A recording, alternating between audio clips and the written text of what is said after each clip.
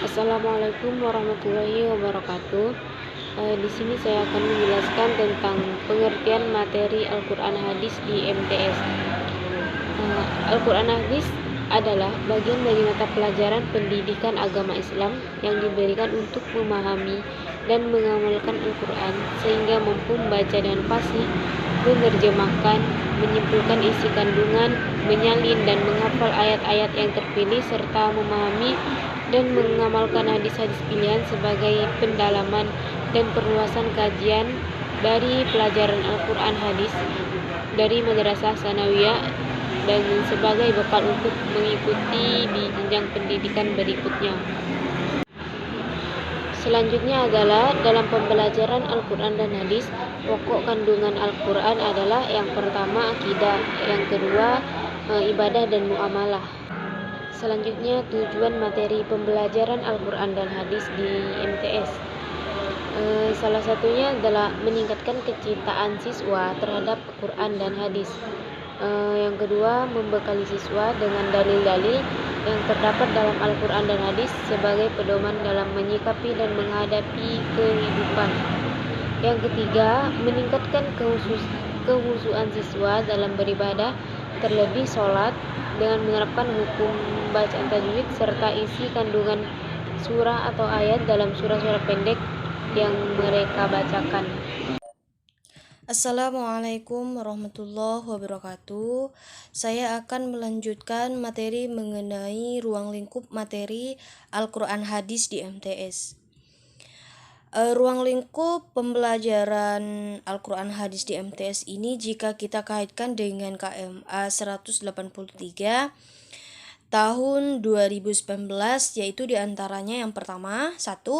Membaca dan menulis sebagai unsur penerapan ilmu tajwid yang dimana berkaitan dengan hukum bacaan, yaitu mat tabi'i, mat jaiz, mat iwad, mat lain, mat tamkin, dan mat-mat yang berkaitan dengan ilmu tajwid atau hukum bacaan di dalam ilmu tajwid. Yang selanjutnya yaitu menerjemahkan makna atau dapat dikatakan sebagai tafsiran yang merupakan suatu pemahaman, interpretasi ayat dan penerapan suatu arti atau terjemahan di dalam Al-Quran atau hadis yang merupakan suatu unsur pengalaman nyata dalam kehidupan sehari-hari. Misalnya terkait topik Quran surah Asy-Syams, yang selanjutnya yaitu hadis yang berkaitan tentang kekuasaan dan rahmat Allah Subhanahu wa taala. Yang selanjutnya yaitu ruang lingkup pembelajaran Al-Quran Hadis di MTS. Dalam mata pembelajaran Al-Quran Hadis di MTS ini ada beberapa komponen yang harus kita perhatikan. Di antaranya sebagai berikut. Yang pertama yaitu menjelaskan tentang ayat-ayat Al-Quran dan hadis. Maksudnya di sini adalah ayat-ayat Al-Quran dan hadis itu kita ambil sebagai bahan materi atau bahan ajar yang dimana harus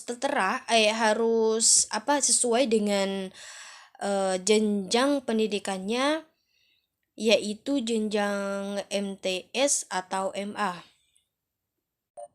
Yang kedua yaitu mufradat.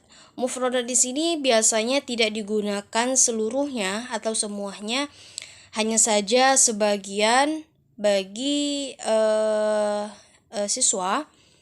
Hal ini bertujuan untuk memudahkan pemahaman seorang siswa mengenai mufradatnya tersebut. Yang selanjutnya yaitu terjemah. Terjemahan di sini adalah sebuah arti di dalam Al-Quran yang dimana menyalin atau memindahkan daripada suatu bahasa ke bahasa yang dapat dimengerti. Dengan ini bisa membantu seorang siswa dapat memahami ayat Al-Quran dan hadis yang terkait dengan mata pembelajaran, karena menghafalnya saja biasanya lebih mudah daripada teks aslinya. Keempat, tafsir atau penjelasan, yang dimana dapat membantu seorang siswa dapat memahami ayat Al-Quran dan hadis yang berkaitan dengan mata pembelajaran, karena menghafal itu tidak cukup, harus dengan memahami atau menjelaskan. Karena dengan menjelaskan materi akan lebih kuat atau lebih jelas dalam ingatan seorang siswa dan sulit untuk dilupakan. Yang kelima yaitu tajwid. Tajwid di sini adalah sebuah kaidah atau cara membaca Al-Quran dengan baik dan benar. Tujuannya itu memelihara bacaan Al-Quran. Kita itu dapat mengetahui mana yang salah dan mana yang betul dalam membaca Al-Quran. Belajar ilmu tajwid itu hukumnya fardu kifayah, sedangkan membaca Al-Quran dengan baik sesuai dengan ilmu tajwid itu hukumnya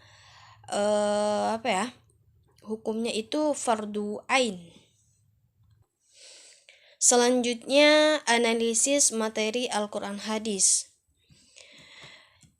Jika kita kaitkan atau sajikan di dalam SK atau KD, tidak sebanyak materi Al-Quran hadis.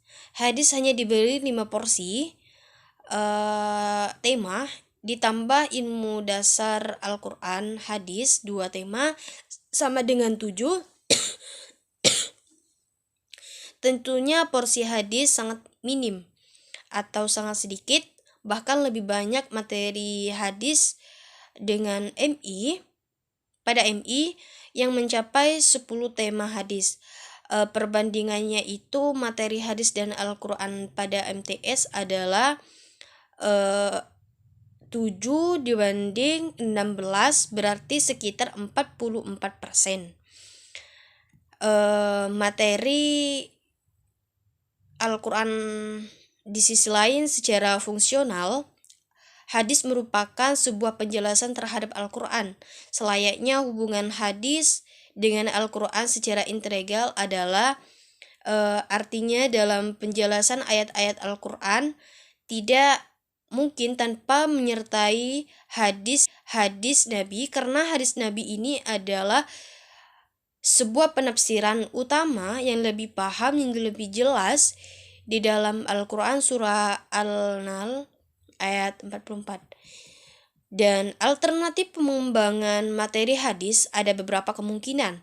Misalnya dengan menampilkan beberapa hadis yang semakna atau yang dekat dengan tema, dan setiap penjelasan atau sebuah penafsiran ayat atau surah Al-Quran ini selayaknya dijelaskan dengan hadis Nabi Muhammad SAW atau dengan tugas tambahan yang berbentuk mahfuzat, hafalan hadis-hadis pendek.